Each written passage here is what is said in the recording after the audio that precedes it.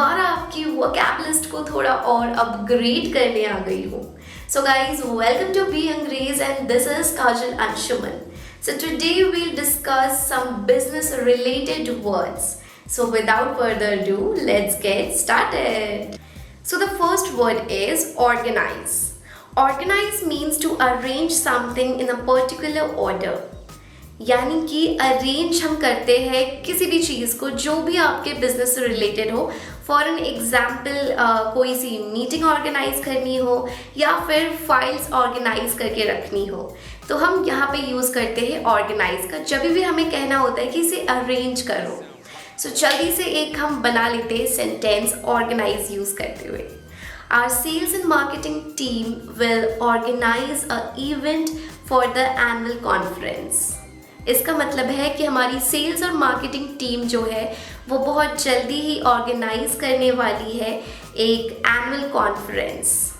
So the next word is guidance. ये जो word है ना गाइस, गाइडेंस, वो आया है गाइड से. गाइड का मतलब होता है किसी को गाइड करना, यानी कि राह दिखाना या फिर उसे वे दिखाना.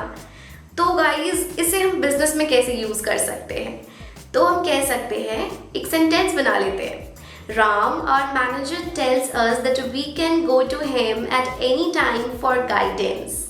इसका मतलब है हमारे मैनेजर राम वो कहते हैं कि हम उनके पास कभी भी जा सकते हैं गाइडेंस के लिए. तो गाइडेंस का मतलब है to teach the way that how we are going to do. It doesn't mean that someone will teach you some. It just means to show a path. The next word is commercial. Commercial का मतलब होता है advertisements, यानी कि प्रचार. So these commercials are basically paid advertisements.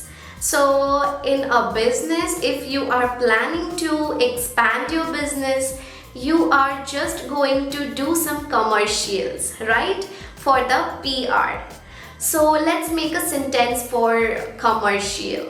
So our company is planning to make a very different commercial next year. इसका मतलब है कि हमारी कंपनी अगले साल कुछ एक बहुत ही अलग सा कमर्शियल लेकर आने वाली है. पेनाल्टी. पेनाल्टी का मतलब होता है जुर्माना, यानी कि अगर आप कोई काम करने में सक्षम नहीं है तो आपको उसके लिए फाइन देना पड़ेगा. फॉर एन एग्जाम्पल, अगर आप बिजली का बिल नहीं देते हैं टाइम पे तो आपको थोड़ी बहुत तो पेनाल्टी देनी पड़ती है ना उसके लिए. तो हम एक सेंटेंस बना लेते हैं इसके लिए. If you will not pay your bill on time, there will be a penalty of 10%. इसका मतलब है कि अगर आप अपना बिल समय पर नहीं भरेंगे तो 10% का जुर्माना आप पर लगेगा. The next word is authorization. Authorization का मतलब होता है ऑफिशियल अप्रूवल. So guys, जल्दी से इसकी एक सेंटेंस बना लेते हैं. A manager's authorization is needed for refunds above $500. Manager की अप्रूवल चाहिए होती है $500 से ज़्यादा रिफंड करने के लिए. The next word is dress code. ये तो काफ़ी ज़्यादा कॉमन होगा. अगर आप बिजनेस कर रहे हैं या फिर आपकी ऑफिस है तो ड्रेस कोड तो काफ़ी ज़्यादा कॉमन होगा. ड्रेस कोड का मतलब होता है एक पर्टिकुलर यूनिफॉर्म जो कि आपने अलाउ की है अपने बिजनेस एम्प्लॉयज़ को या फिर ऑफिस एम्प्लॉयज़ को. Our company has a very strict dress code that requires all the customer service employees to wear a suit. इसका मतलब है कि हमारी कंपनी का ड्रेस कोड काफ़ी ज़्यादा स्ट्रिक्ट है, जो कि कहता है कि जितनी भी कस्टमर सर्विसेज एम्प्लॉयज़ हैं उनको सूट पहनना चाहिए. The next word is branch.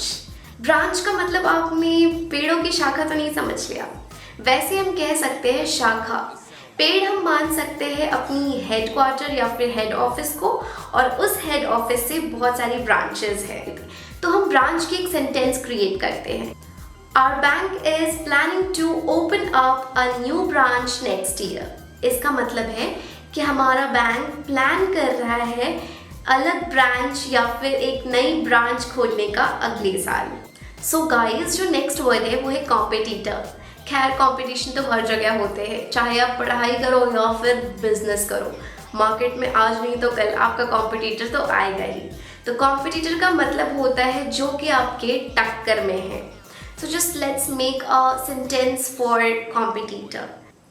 We are concerned about the new competitors entering the market. तो इसका मतलब है कि हम बहुत ज़्यादा कंसर्न्ड है उन कॉम्पिटिटर्स के लिए जो कि मार्केट में आ रहे हैं.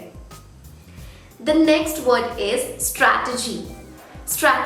Strategy का मतलब होता है प्लानिंग.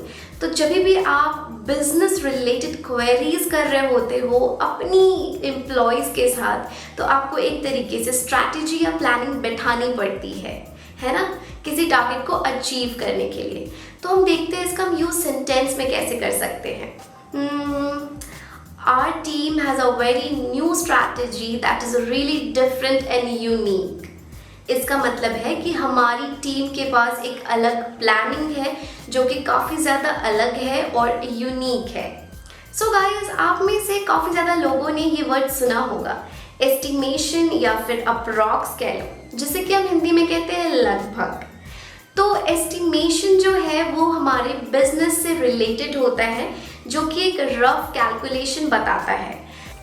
तो हम इसका एक सेंटेंस बनाते हैं. The finance team is requesting for the estimate so that they can make a annual report. इसका मतलब है कि जो हमारी फाइनेंस की टीम है वो रिक्वेस्ट कर रही है एस्टीमेट्स के लिए ताकि वो अपनी एनुअल रिपोर्ट बना पाए. सो दोस्तों, ये थे कुछ बिजनेस रिलेटेड वर्ड्स जो कि मैंने आपको अभी इसलिए बताए ताकि आप इसे यूज़ कर सके अपने बिजनेस में, और काफ़ी ज़्यादा आपको फ़ायदा होगा अगर आप डेली इन वर्ड्स की प्रैक्टिस करेंगे. प्रैक्टिस कहाँ करेंगे? अरे है ना, बी अंग्रेज बताया तो है मैंने पहले भी कि इंग्लिश पढ़ने से नहीं बोलने से होगा.